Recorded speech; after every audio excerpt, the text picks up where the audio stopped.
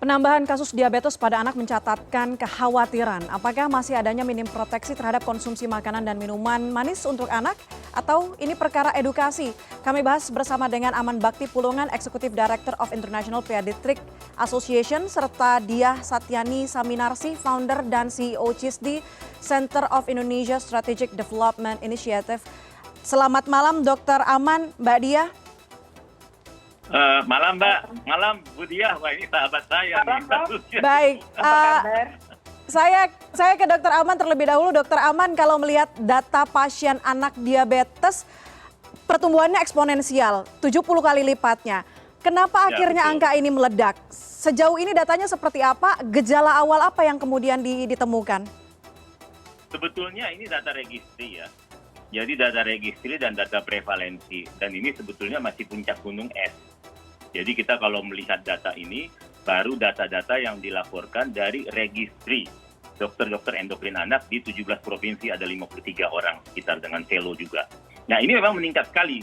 Tadi betul dikatakan sejak 2010, sebetulnya waktu itu saya juga yang memulai registrinya. Jadi meningkat. Jadi kalau kita lihat prevalensinya, jadi kita cerita prevalensi dari awal begitu, itu memang meningkat sekitar 70 kali memang datanya ini memang. Nah tetapi sekarang ini sebetulnya kita harus tahu diabetesnya ada 3 tipe. Tipe 1 yang harus suntik insulin seumur hidup.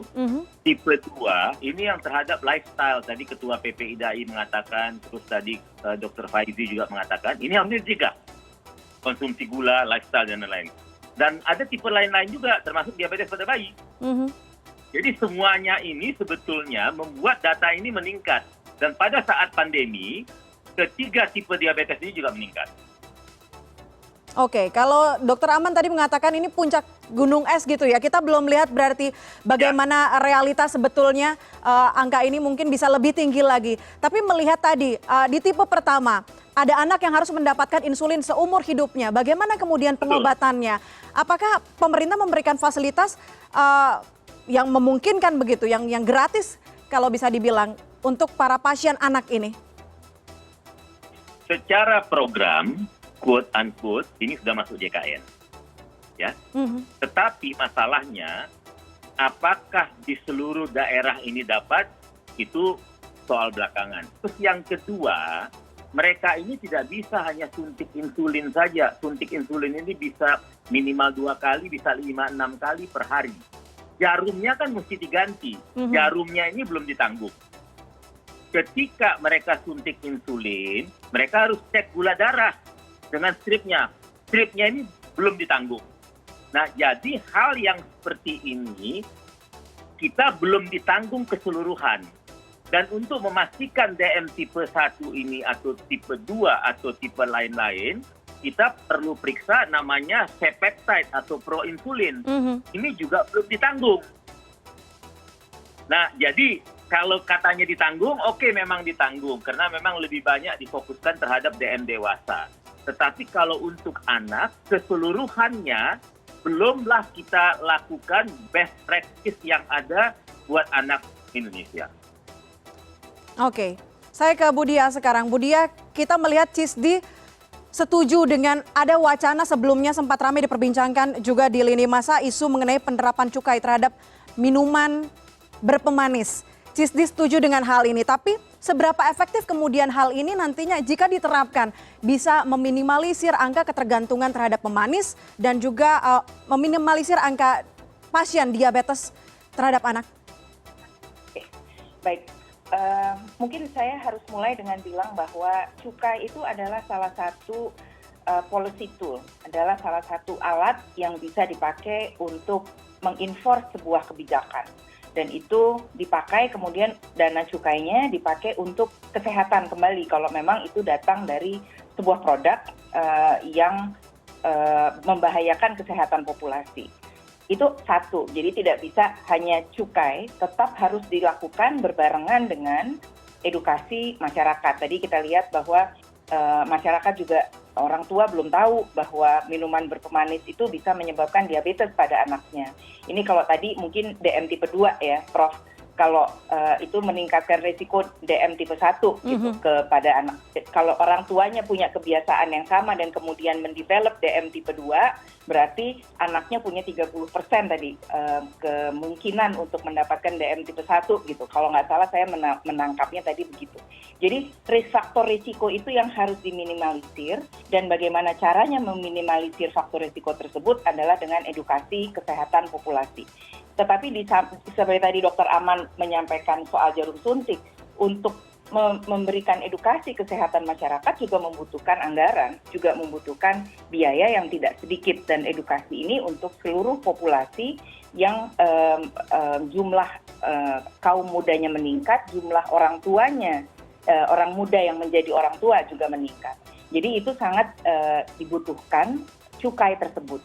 Kenapa? Karena dengan cukai itu berbarengan dengan cukai juga ada enforcement lain terhadap industri makanan minuman dengan berpermanis untuk menerapkan informasi yang tepat, yang benar, sesuai dengan apa kandungan yang ada di dalam makanan kemasan tersebut di karton produknya.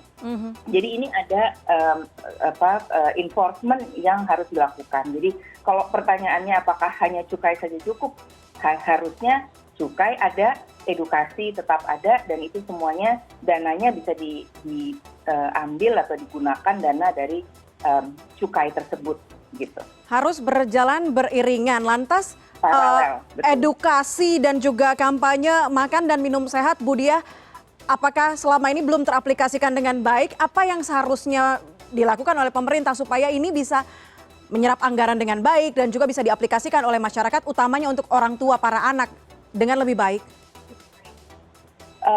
Sebuah kebijakan itu gunanya adalah untuk memberikan ruang dan payung untuk kegiatan-kegiatan di dalam masyarakat.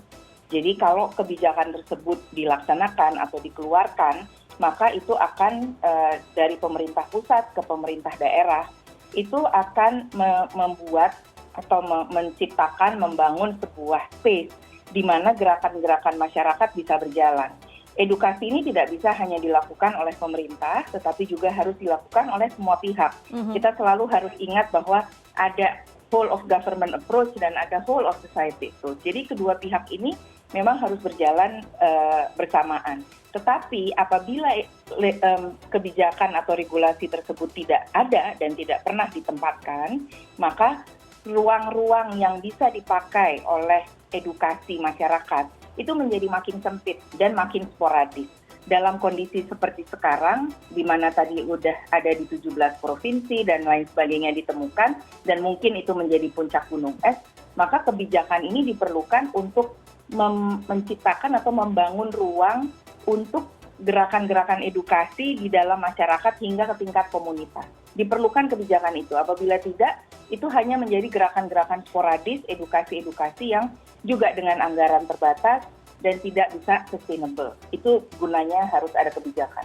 Oke, berbicara soal edukasi, saya ke Dr. Aman. Dokter, bagaimana kemudian orang tua harus mewaspadai konsumsi gula terhadap anak-anak untuk menghindari diabetes? Apalagi kita melawan sosial media yang kalau kita lihat ada mukbang, makan tepung secara berlebihan, minum boba berlebihan. Gimana kemudian orang tua bisa mewaspadai ini? Jadi yang pertama, kalau saya bilang, kalau begini kelihatannya kita bicara tipe 2 ya. Gaya hidupnya yang harus, ya. Tadi saya setuju sekali dengan Bu Diah. Ya, karena dari dulu sih saya sebetulnya bersama-sama dengan Bu Diah untuk banyak hal ya. Waktu saya masih di IDAI juga, beliau di WHO juga masih kan. Nah, jadi yang pertama, kita harus mengatakan kepada seluruh masyarakat bahwa anak itu tidak boleh gemuk. Gemuk itu sakit. Ada diagnosisnya kan? Itu yang pertama.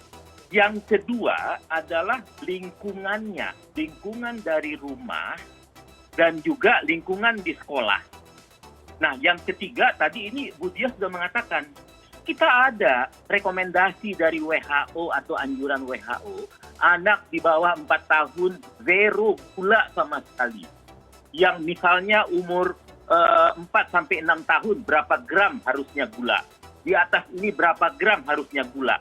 Ini industri harus mencantumkan di labelnya bahwa maksimal gula itu berapa buat anak. Jadi orang tua juga teredukasi. Nah, yang berikutnya, tadi ini kan saya lihat nih di video ini, kan di sekolah ini, saya boleh kasih lihat sama saya, sekolah mana yang ada menyediakan makanan sehat di sekolah. Yang ada pilihan jadinya. Jadi tidak boleh makanan tidak sehat masuk ke sekolah. Tidak boleh sama sekali lagi. Pembatasannya datang dari sekolah juga ya, lingkungan terdekat Harus anak-anak. dari sekolah. Ya. Jadi sekolah tidak boleh menyediakan makanan tidak sehat lagi. Nah, jadi kalau di sekolah itu anak sudah kita berikan makanan sehat, terus setelah itu di rumah juga sudah itu. Nah, setelah itu barulah edukasi-edukasi lain yang sepertinya saya sudah mengatakan bahwa 5210 harus makan sayur dan buah paling tidak 5 kali per hari. 2 itu anak tidak boleh duduk lebih dari 2 jam main gadget dan lain-lain, kecuali dia buat PR atau duduk di mobil. Nah, setelah itu 1 itu anak harus exercise minimal 1 jam setiap hari. 0 itu no sugar, no added sugar. Tidak boleh lagi tambahan sama sekali. Ini kan saya lihat kan buah. Buah itu kan sudah ada gulanya. Sayur juga sudah ada, karbohidrat sudah ada gulanya. Dan jangan lupa ya, kita memakan sesuatu makanan jadi, misalnya daging yang campur daging atau ayam campur tepung dan lain-lain, atau ayam dijual dengan bumbu tepung, itu semuanya karbo. Yang harusnya dihitung per hari berapa karbohidrat masuk, termasuk itu gulanya. Dalam 24 jam. Dan ini anak kan dibiasakan, makanya pada saat pandemi seluruh DM ini meningkat. Saya bisa bahas ini secara sainsnya, DM tipe 1 bagaimana juga DM tipe 2 dan DM tipe lain-lainnya meningkat. Kita gagal menjaga mereka menjadi DM ini meningkat kalau saya katakan. Anak kan tidak paham. Harusnya orang tua jauh lebih aware karena sekarang informasi sudah banyak di sosial media, secara saintifik sudah beredar di media sosial, di Google begitu ya, mudah sekali. Jadi orang tua harus semakin waspada, belum lagi tadi edukasinya juga harus diperketat, termasuk dari society dan juga dari pemerintah. Walaupun mungkin lawannya nanti adalah industri ya, karena kepentingannya terhadap makanan dan minuman yang ada di Indonesia. Terima kasih banyak narasumber kami hari ini karena waktunya terbatas. Dr. Aman Bakti Pulungan dari IPA, kemudian Diah Satyani Saminarsi dari CISDI. Terima kasih sudah bergabung bersama kami di CNN Indonesia Connected. Selamat malam. Malam. Ya, makasih. Assalamualaikum. Sehat-sehat.